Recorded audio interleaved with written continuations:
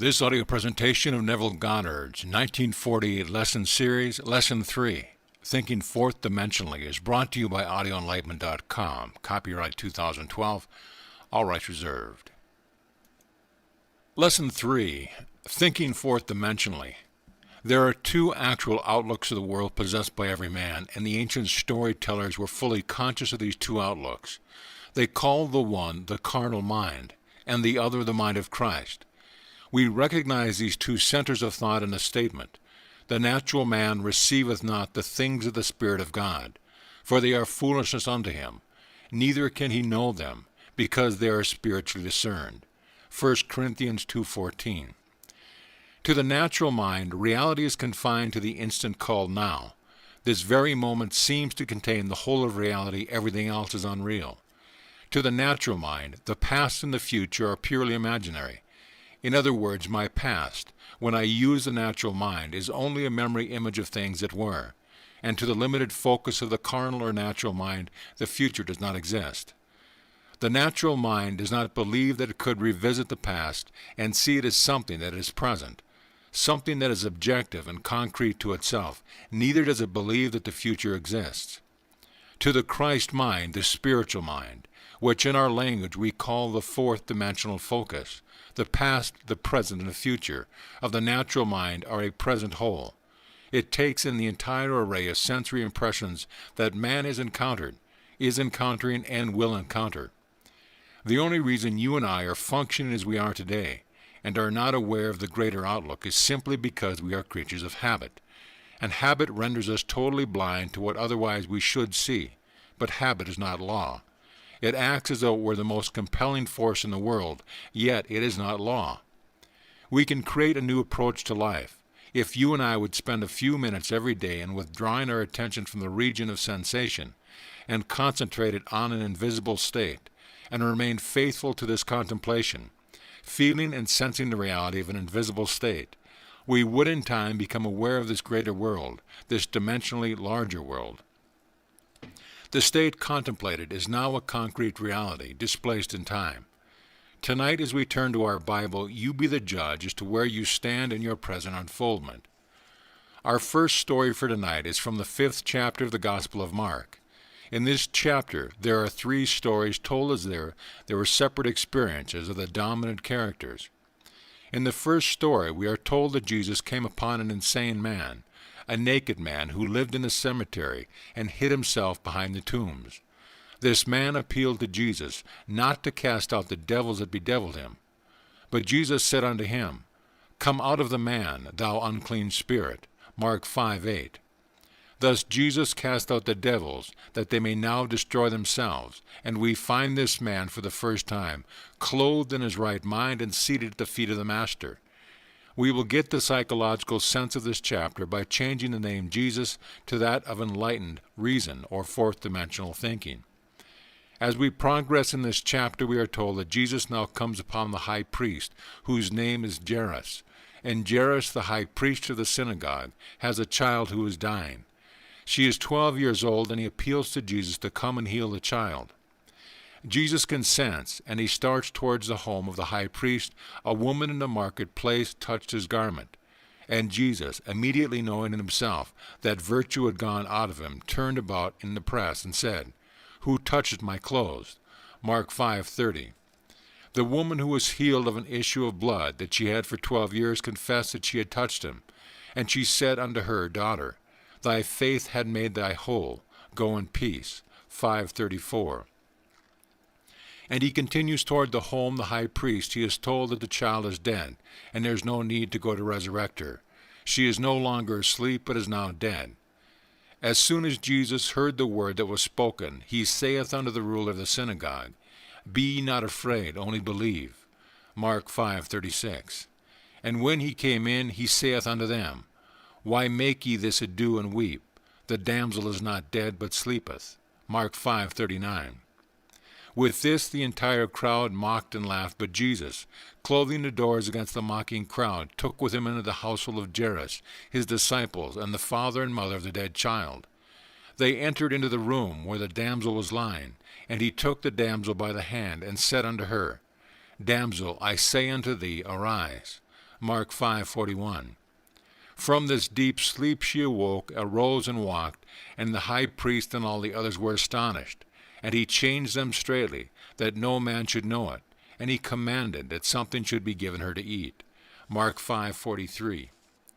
You are this very night, as you are seated here, pictured in this 5th chapter of Mark. A cemetery is for one purpose. It is simply a record of the dead. Are you living in the dead past? If you are living among the dead, your prejudices, your superstitions, and your false beliefs that you keep alive are the tombstones behind which you hide. If you refuse to let them go, you are just as mad as the madman of the Bible, who pleaded with enlightened reason not to cast them out. There is no difference.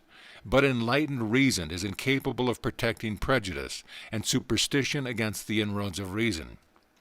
There is not a man in this world who has a prejudice, regardless of the nature of the prejudice, who can hold it up to the light of reason. Tell me you are against a certain nation, a certain race, a certain ism, a certain anything. I do not care what it is. You cannot expose that belief of yours to the light of reason and have it live.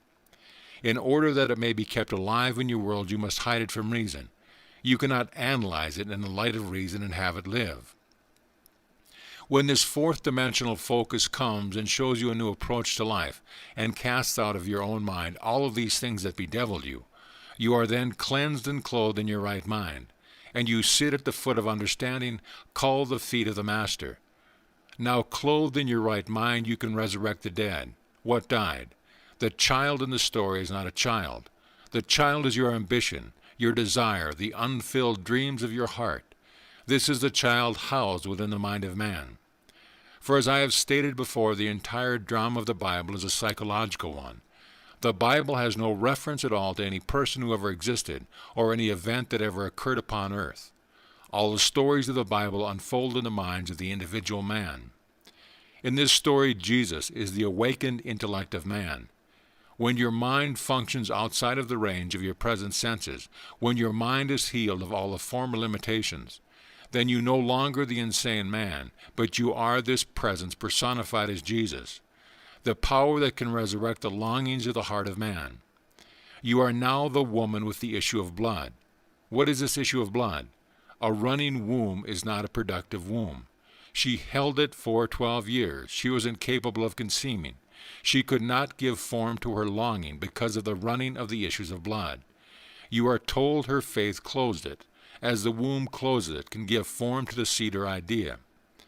As your mind is cleansed of your former concept of self, you assume you are what you want to be, and remaining faithful to this assumption, you give form to your assumption or resurrect your child. You are the woman cleansed of the issue of blood, and you move towards the house of the dead child.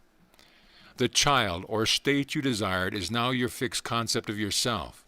But now, having assumed that I am what formerly I desired to be, I cannot continue desiring what I am conscious of being, so I do not discuss it. I talk to no one concerning what I am. It is so obvious to me that I am what I wanted to be, that I walk as though I were. Walking as though I am what formerly I wanted to be, my world of limitation focus does not see it and thinks I no longer desire it. The child is dead within this world, but I, who know the law, say, the child is not dead. The damsel is not dead, but she sleepeth. I now awaken her. I, by my assumption, awaken and make visible in my world what I assume. For assumption, if sustained, invariably awaken what they affirm. I close the door. What door? The door of my senses. I simply shut out completely all that my senses reveal. I deny the evidence of my senses. I suspend the limited reason of the natural man and walk in this bold assertion that I am what my senses deny. With the door of my senses closed, what do I take into that disciplined state? I take no one into that state but the parents of the child and my disciples. I close the door against the mocking, laughing crowd. I no longer look for confirmation. I completely deny the evidence of my senses, which mock my assumption, and do not discuss with others whether my assumption is possible or not. Who are my parents? We have discovered that the father and mother of all creation is man's I amness. Man's consciousness is God. I am conscious of the state. I am the father, mother of all my ideas, and my mind remains faithful to this new concept of self. My mind is disciplined. I take into that state the disciples, and I shut out that state everything that would deny it. Now the child, unaided by a man, is resurrected. The conditions which I desired and assumed that I had becomes objectified within my world and bears witness to the power of my assumption. You be the judge. I cannot judge you. You are either living now in the dead past, or you are living as a woman whose issue of blood has been staunched. Can you actually answer me if I asked you the question? Do you believe now that you, without the assistance of another, need only assume that you are what you want to be, to make that assumption real within your world? Or do you believe that you must first fulfill a certain condition imposed upon you from the past, that you must be a certain order or a certain something? I am not being critical of certain churches or groups, but there are those who believe that anyone outside of their church or group is not yet saved. I was born a Protestant. You talk to a Protestant, there is only one Christian, a Protestant. You talk to a Catholic, why, there is nothing in this world that is a Christian but a Catholic. You talk to a Jew, and the Christians are heathens, and the Jews are the chosen. You talk to a Mohammedan, Jews and Christians are the infidels. You talk to someone else, and all these are the untouchables. It does not matter to whom you talk. They are always the chosen ones. If you believe that you must be one of these in order to be saved, you are still an insane man hiding behind these superstitions and these prejudices of the past, and you are begging not to be cleansed. Some of you say to me, do not ask me to give up my belief in Jesus the man, or in Moses the man, or in Peter the man. When you ask me to give up my belief in these characters, you are asking too much.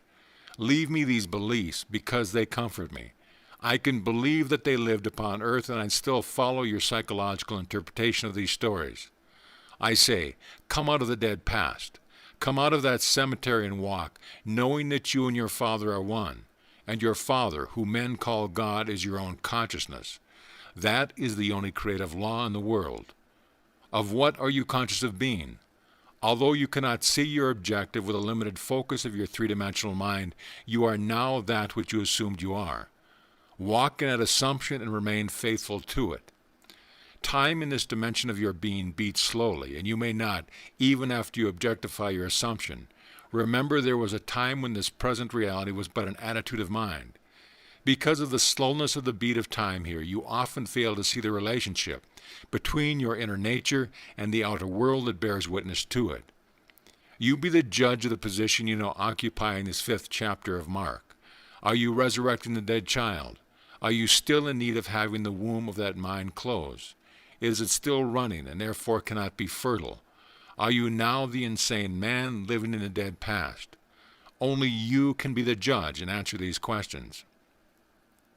Now we turn to a story in the 5th chapter of the Gospel of John. This will show you how beautifully the ancient storytellers told of the two distant outlooks of this world, one the limited three-dimensional focus, and the other the fourth-dimensional focus. This story tells of an impotent man who is quickly healed. Jesus comes to a place called Bethesda, which by definition means the house of 5 porches. On these 5 porches are unnumbered impotent folk, lame, blind, halt, withered, and others. Tradition had it that at certain seasons of the year an angel would descend and disturb the pool which was near these 5 porches. As the angel disturbed the pool, the first one in was always healed, but only the first one, not the second. Jesus, seeing a man who was lame from his mother's womb, said to him, "Wilt thou be made whole?" John 5:6. The impotent man answered him, "Sir, I have no man, when the water is troubled, to put me into the pool. But while I am coming, another steppeth down before me." John 5:7. Jesus saith unto him, "Rise, take up thy bed and walk." John 5:8. And immediately the man was made whole, and took up his bed and walked, and on the same day was the Sabbath. John 5:9. You read this story and you think some strange man who possessed miraculous power suddenly said to the lame man, "Rise and walk." I cannot repeat too often that the story, even when it introduces numberless individualities, takes place within the mind of the individual man.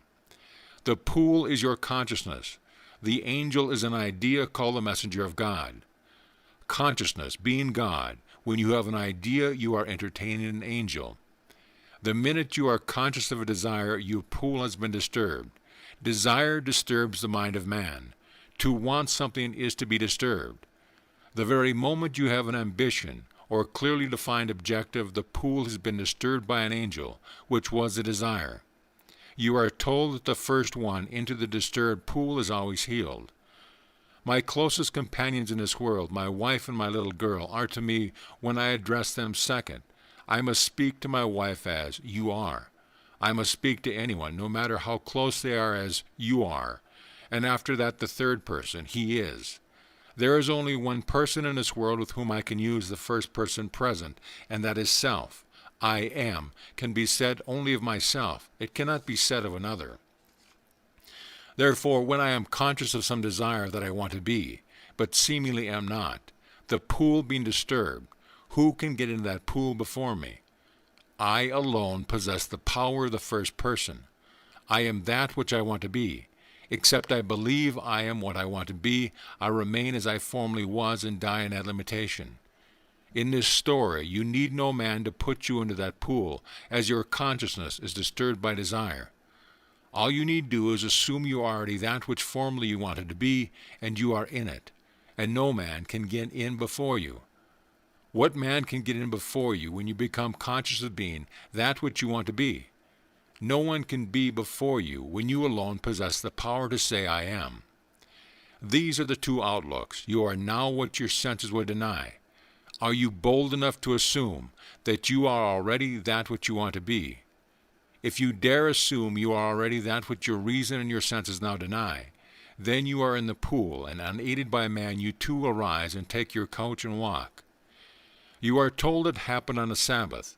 The Sabbath is only the mystical sense of stillness, when you are unconcerned, when you are not anxious, when you are not looking for results, knowing the signs follow and do not proceed. The Sabbath is a day of stillness, wherein there is no working. When you are not working to make it so, you are in the Sabbath. When you are not at all concerned about the opinions of others, when you walk as though you were, you cannot raise one finger to make it so, you are in the Sabbath. I cannot be concerned as to how it will be, and still say I am conscious of being it. If I am conscious of being free, secure, healthy, and happy, I sustain these states of consciousness without effort or labor on my part. Therefore I am the Sabbath, and because it was a Sabbath he rose and walked. Our next story is from the 4th chapter of the Gospel of John, and it is one you have heard time and time again.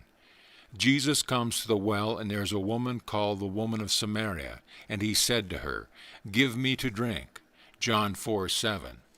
Then saith the woman of Samaria unto him, How is it that thou, being a Jew, ask drink of me, which am a woman of Samaria? For the Jews have no dealings with the Samaritans. John 4:9.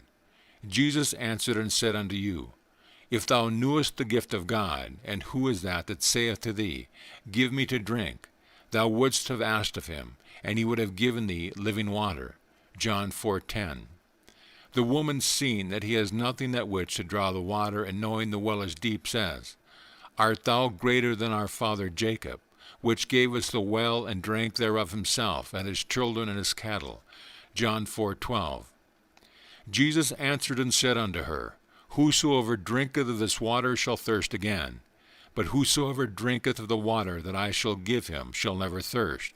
But the water that I shall give him shall be in him a well of water, springing unto everlasting life. John 4:13-14. Then he tells her all concerning herself, and asks her to go and call her husband. She answered and said, I have no husband. John 4:17. Jesus said unto her, Thou hast well said, I have no husband. For thou hast had 5 husbands, and he whom thou now hast is not thy husband. John 4:17-18. The woman, knowing this to be true, goes into the marketplace and tells the others, I have met the Messiah. They ask her, How do you know that you have met the Messiah? Because he told me all things that I have ever done, she replies. He is the focus that takes in the entire past at least, and tells us now concerning the future. Continuing with the story, the disciples come to Jesus and say, Master, eat. John 4:31. But he said unto them, I have meat to eat, that ye know not of. John 4:32. When they speak of a harvest in 4 months, Jesus replies, Say not ye, There are yet 4 months, and then cometh harvest. Behold, I say unto you, lift up your eyes and look on the fields, for they are white already to harvest. John 4:35. He sees things that people wait 4 months for, or wait 4 years for. He sees them as now in a dimensionally larger world, existing now, taking place now.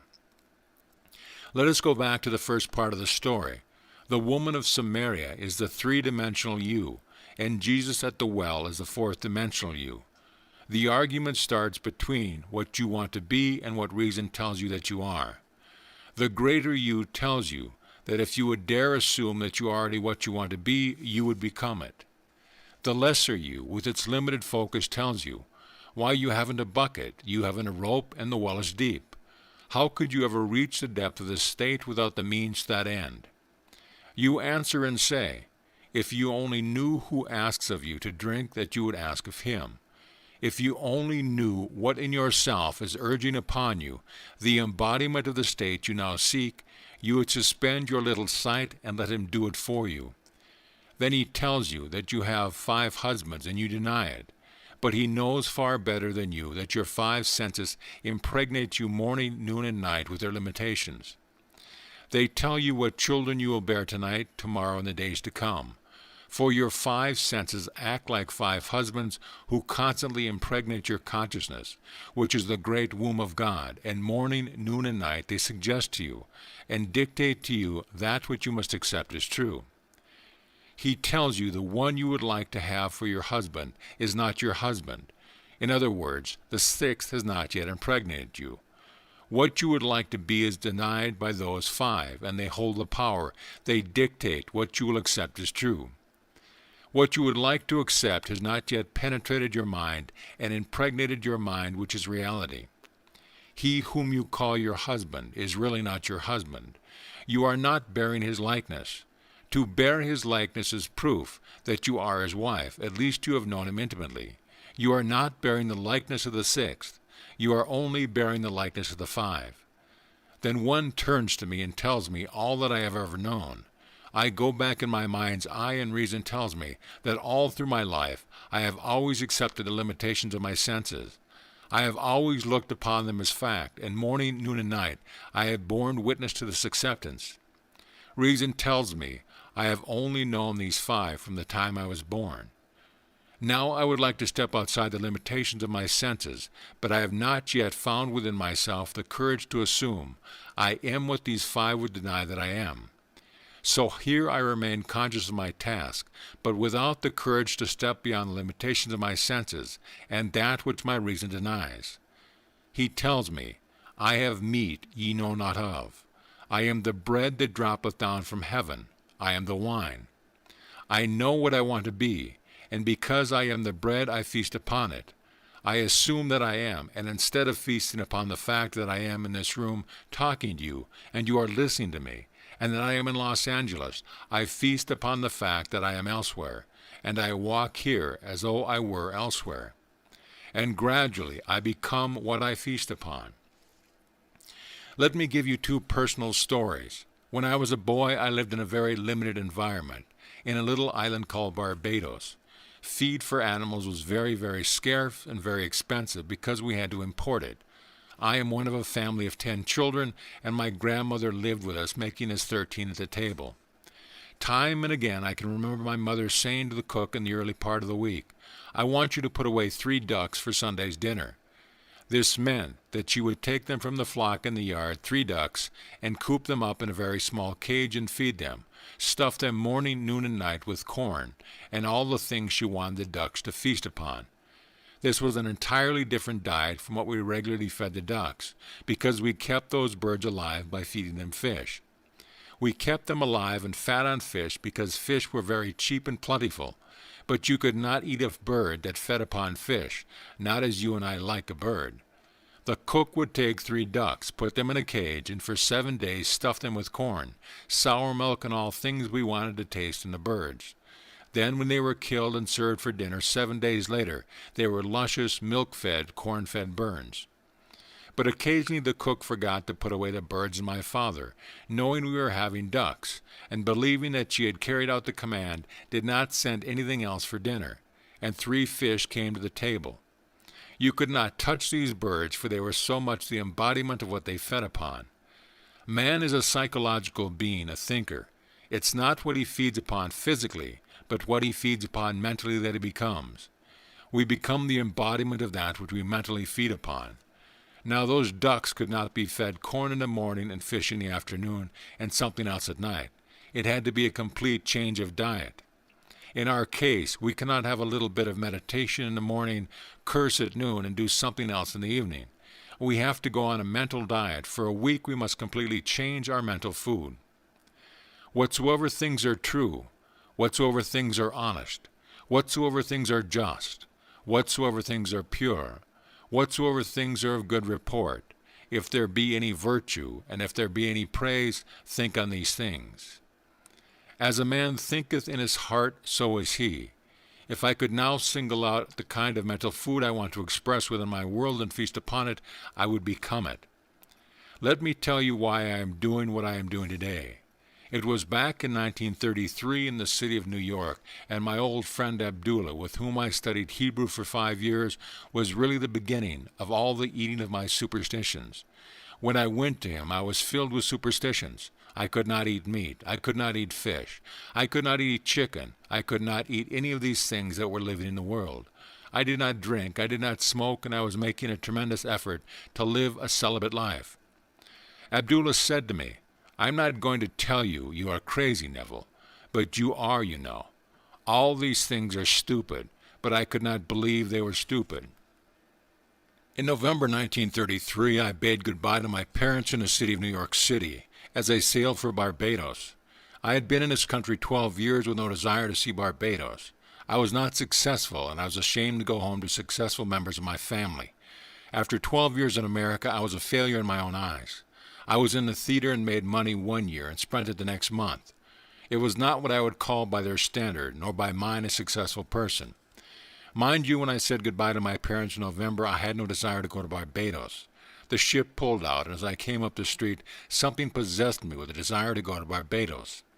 It was the year 1933. I was unemployed and had no place to go except a little room on 75th Street. I went straight to my old friend Abdullah and said to him, "Ab, the strangest feeling is possessing me. For the first time in 12 years, I want to go to Barbados." "If you want to go, Neville, you have gone," he replied. That was a very strange language to me. I am in New York City on 72nd Street, and he tells me, "I have gone to Barbados." I said to him, "What do you mean I have gone, Abdullah?" He said, "Do you really want to go?" I answered yes. He then said to me, "As you walk through this door now, you are not walking on 72nd Street. You are walking on a palm-lined street, coconut-lined street. This is Barbados. Do not ask me how you are going to go. You are in Barbados. You do not say, 'How?' when you are there. You are there. Now as you walk as though you were there." I went out of his place in a daze. I am in Barbados. I have no money. I have no job. I am not even well clothed, and yet I am in Barbados. He was not the kind of person with whom you would argue, not Abdullah. 2 weeks later, I was no nearer to my goal than on the day I first told him I wanted to go to Barbados. I said to him, "Ab, I trust you implicitly, but here is one time I cannot see how it is going to work. I have not 1 penny towards my journey." I began to explain. You know what he did? He was as black as the ace of spades, my own friend Abdullah, with his turbaned head. As I sat in his living room, he rose from his chair and went towards his study and slammed the door, which was not an invitation to follow him. As he went through the door, he said to me, "I have said all that I have to say." On the 3rd of December, I stood before Abdullah and told him again I was no nearer my trip. He repeated his statement, "You are in Barbados." The very last ship sailing for Barbados that would take me for the reason I wanted to go, which was to be there for Christmas, sailed at noon on December 6th, the old Narissa.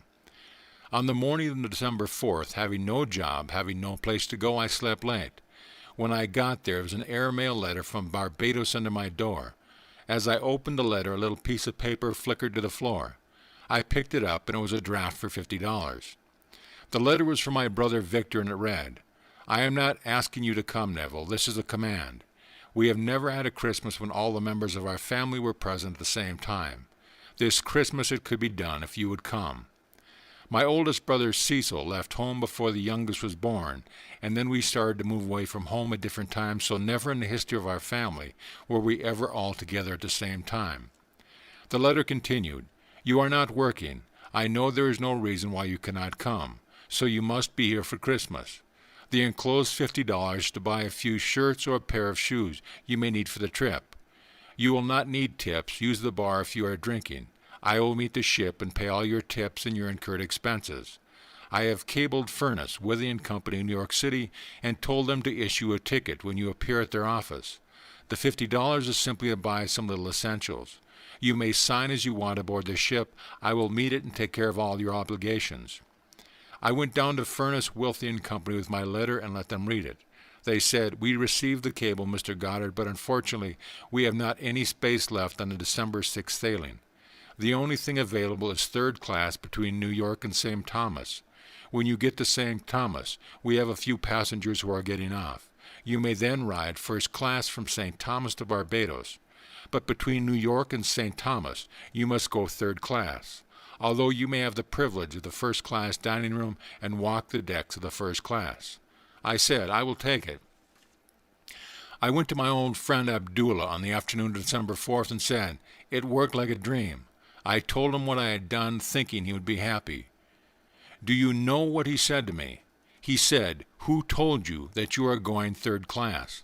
Did I see you in Barbados? The man you are going third class? You are in Barbados, and you went there first class." I did not have one moment to see him again before I sailed on the noon of December 6th. When I reached the dock with my passport and my papers to get aboard the ship, the agent said to me, "We have good news for you, Mr. Goddard. There has been a cancellation and you are going first class." Abdullah taught me the importance of remaining faithful to an idea and not compromising. I wavered, but he remained faithful to the assumption I was in Barbados and had traveled first class. Now back to the significance of our two Bible stories. The well is deep, and you have no bucket, you have no rope. It is 4 months to the harvest, and Jesus said, "I have meat to eat ye know not of. I am the bread of heaven." Feast on the idea. Become identified with the idea as though you were already that embodied state. Walk in the assumption that you are what you want to be. If you feast on that and remain faithful to that mental diet, you will crystallize it. You will become it in this world. When I came back to New York in 1934, after 3 heavenly months in Barbados, I drank, I smoked, and did everything I had not done in years. I remembered what Abdullah had said to me. After you have proven this law, you will become normal, Neville. You will come out of that graveyard. You will come out of that dead past where you think you are being holy. For all you are doing, you know, you are being so good, you are good for nothing. I came back walking this earth a completely transformed person. From that day, which was in February 1934, I began to live more and more. I cannot honestly tell you I have always succeeded. My many mistakes in this world, my many failures, would convict me if I told you that I have so completely mastered the movements of my attention that I can at all times remain faithful to the idea I want to embody. But I can say with the ancient teacher, although I seem to have failed the past, I move on and strive day after day to become that which I want to embody in this world. Suspend judgment. Refuse to accept what reason and senses now dictate. And if you remain faithful to the new diet, you will become the embodiment of the ideal to which you remain faithful. If there is one place in the world that is unlike my little island of Barbados, it is New York City. In Barbados, the tallest building is 3 stories, and the streets are lined with palm trees and coconut trees and all sorts of tropical things. In New York City, you must go to a park to find a tree. Yet I had to walk the streets of New York as though I walked the streets of Barbados. To one's imagination, all things are possible. I walked, feeling that I was actually walking the streets of Barbados, and in that assumption, I could almost smell the odor of the coconut-lined lanes. I began to create with my mind's eye the atmosphere I would physically encounter were I in Barbados. As I remained faithful to this assumption, somebody canceled passage and I received it. My brother in Barbados, who never thought of my coming home, has the commanding urge to write me a strange letter. He had never dictated to me, but this time he dictated, and thought that he originated the idea of my visit. I went home and had 3 lovely months, returned first class, and brought back quite a sum of cash in my pocket, a gift. My trip, had I paid for it, would have been $3,000, yet I did it without a nickel in my pocket. I have ways ye know not of. My ways are past finding out. The dimensionally greater self took my assumption as a command and influenced the behavior of my brother to write that letter, influenced the behavior of someone to cancel a first-class passage, and did all the things necessary that would tend toward the production of the idea with which I was identified. I was identified with the feeling of being there. I slept as though I were there, and the entire behavior of man was molded in harmony with my assumption. I did not need to go down to Furness, Withy and Company and beg them for a passage, asking them to cancel someone who was booked first class. I did not need to write my brothers and beg him to send me money to buy me a passage. He thought he originated the act. Actually, to this day, he believes that he initiated the desire to bring me home. My old friend Abdullah simply said to me, "You are in Barbados, Neville. You want to be there. Wherever you want to be, there you are. Live as though you are, and you shall be." There are 2 outlooks of the world possessed by every man. I do not care who you are. Every child born of woman, regardless of race, nation, or creed, possesses 2 distinct outlooks on the world. You are either the natural man who receiveth not the things of the Spirit of God, because to you and the natural forces they are foolishness unto you, or you are the spiritual man who perceiveth things outside the limitations of your senses, because all things are now realities in a dimensionally larger world. There is no need to wait 4 months to harvest. You are either the woman of Samaria or Jesus at the well. You are the man waiting on the 5 porches for the disturbance and someone to push him in, or you are the one who can command yourself to rise and walk in spite of others who wait. Are you the man behind the tombstone in the cemetery, waiting and begging not to be clean, because you do not want to be cleansed of your prejudices? One of the most difficult things for man to give up is his superstitions, his prejudice. He holds on to these as though they were the treasures of treasure. When you become cleansed and you are free, then the womb, your own mind, is automatically healed. It becomes the prepared ground where seeds, your desires, can take root and grow into manifestation. The child you now bear in your heart is your present objective. Your present longing is a child that is as though it were sick. If you assume you are now what you would like to be, the child for a moment becomes dead, because there is no disturbance anymore. You cannot be disturbed when you feel you are what you want to be, because if you feel you are what you wanted to be, you are satisfied in that assumption. To others who judge superficially, you seem no longer to desire. So to them the desire or damsel is dead. They think you have lost your ambition because you no longer discuss your secret ambition. You have completely adjusted yourself to the idea. You have assumed you are what you want to be. You know, she is not dead, she but sleepeth. I go to awaken her. I walk in the assumption that I am, and as I walk, I quietly awaken her. Then when she awakens, I will do the normal, natural thing. I will give her to eat. I will not brag about it and tell others. I simply go and tell no man.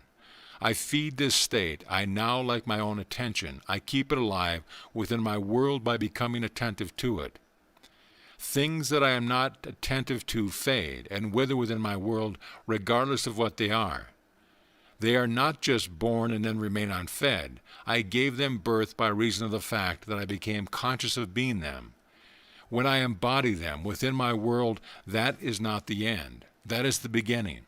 Now I am a mother who must keep alive this state by being attentive to it. The day that I am not attentive, I have withdrawn my milk from it, and it fades from my world, as I become attentive to something else in my world. You can either be attentive to the limitations and feed these, and make them mountains, or you can be attentive to your desires. But to become attentive, you must assume you are already that which you wanted to be. Although today we speak of a third-dimensional and a fourth-dimensional force, do not think for one moment these ancient teachers were not fully conscious of these two distinct centers of thought within the minds of men. They personified these two, and they tried to show man that the only thing which robs him of the man he could be is habit. Although it is not law, every psychologist will tell you that habit is the most inhibiting force in the world. It completely restricts man and binds him, and makes him totally blind to what otherwise he should be.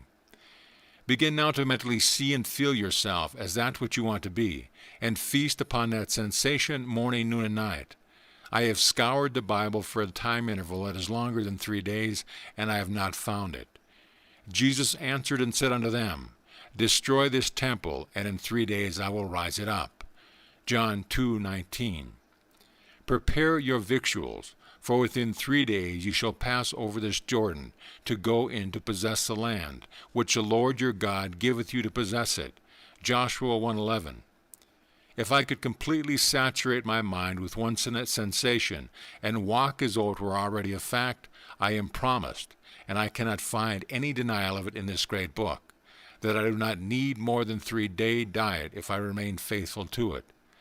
But I must be honest about it. If I change my diet in the course of the day, I extend the time interval. You ask me, but how do I know about the interval? You yourself determine the interval. We have today in our modern world a little word which confuses most of us. I know it confused me until I dug deeper. The word is action. Action is supposed to be the most fundamental thing in the world. It is not an atom. It is more fundamental. It is not a part of an atom like an electron. It is more fundamental than that. They call it the fourth dimensional unit. The most fundamental thing in the world is action. You ask, what is action? Our physicists tell us that it is energy multiplied by time. We become more confused and say, energy multiplied by time, what does that mean? They answer, there is no response to a stimulus, no matter how intense the stimulus, unless it endures for a certain length of time. There must be a minimum endurance to the stimulus or there is no response. On the other hand, there is no response to time unless there is a minimum degree of intensity.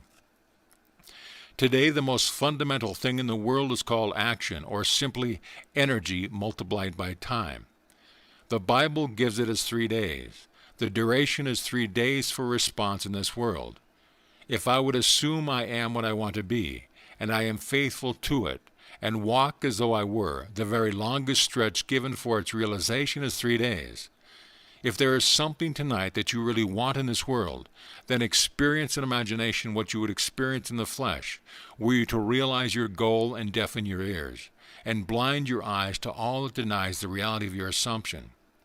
If you do this, you would be able to tell me before I leave the city of Los Angeles that you have realized what was only a wish when you came here. It will be my joy to rejoice with you in the knowledge that the child which was seemingly dead is now alive. This damsel really was not dead, she was only asleep. You fed her in this silence because you have meat no one else knows of. You gave her food and she became a resurrected living reality within your world. Then you can share your joy with me, and I can rejoice in your joy. The purpose of these lessons is to remind you of the law of your own being, the law of consciousness. You are that law. You are only unconscious of its operation. You fed and kept alive the things you did not wish to express within this world. Take my challenge and put this philosophy to the test. If it does not work, you should not use it as a comforter. If it is not true, you must completely discard it. I know it is true. You will not know it until you either try to prove it or disprove it. Too many of us have joined isms, and we are afraid to put them to the test because we feel we might fail. And then where are we? Not only wanting to know the truth concerning it, we hesitate to be bold enough to put it to the test. You say, I know it would work in some other way. I do not want to really test it. While I have not yet disproved it, I can still be comforted by it. Now do not fool yourself. Do not think for 1 second, be that you are wise. Prove or disprove this law. I know that if you attempt to disprove it, you will prove it, and I will be the richer for you proving it, not in dollars, not in things, but because you become the living fruit of what I believe I am teaching in this world. It is far better to have you a successful, satisfied person after 5 days of instruction than to have you go out dissatisfied. I hope you will be bold enough to challenge this instruction and either prove or disprove it. Now, before we go into the silence period, I shall briefly explain the technique again. We have 2 techniques in applying this law. Everyone here must now know exactly what he wants. You must know that if you do not get it tonight, you will be desirous tomorrow concerning this objective. When you know exactly what you want, construct in your mind's eye a single, simple event which implies fulfillment of your desire, an event wherein self predominates. Instead of sitting back and looking at yourself as though you were on the screen, you be the actor in a drama. Restrict the event to one single action. If you are going to shake a hand because that implies fulfillment of your desire, then do that and that only. Do not shake hands and then wander off in your imagination to a dinner party or to some other place.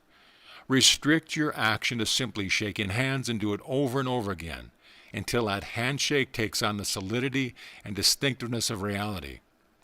If you feel you cannot remain faithful to an action, I want you now to define your objective and then condense the idea, which is your desire, into a single phrase.